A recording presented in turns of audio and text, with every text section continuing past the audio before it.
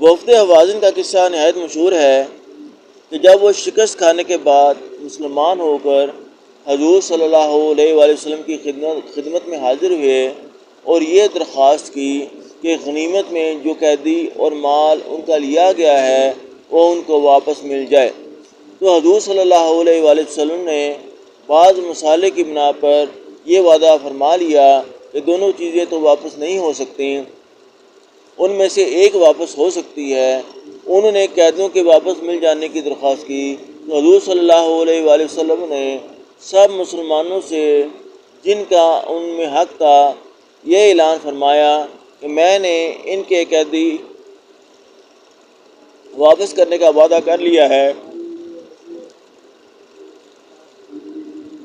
تم میں سے جو شخص طیب خاطر سے اپنا حصہ مفت دے وہ دے دے، اور جو اس کو پسند نہ کرے ہم اس کا بدل اس کو دے دیں گے۔ مولا حضور صلی اللہ علیہ وسلم کے ایما کے بعد صحابہ رضی اللہ عنہ میں کون انکار کرنے والا تھا؟ مجمع نے عرض کیا ہم طیب خاطر سے پیش کرتے ہیں۔ حضور صلی اللہ علیہ وآلہ وسلم نے ارشاد فرمایا کہ مجمع کے درمیان میں یہ صحیح طور پر پتہ نہیں چل سکتا کہ کس کی خوشی سے اجازت ہے کس کی نہیں، اس لیے تمہارے چودھری تم سے علیحدہ بات کر کے تمہاری رضا کی مجھے اطلاع کر دیں۔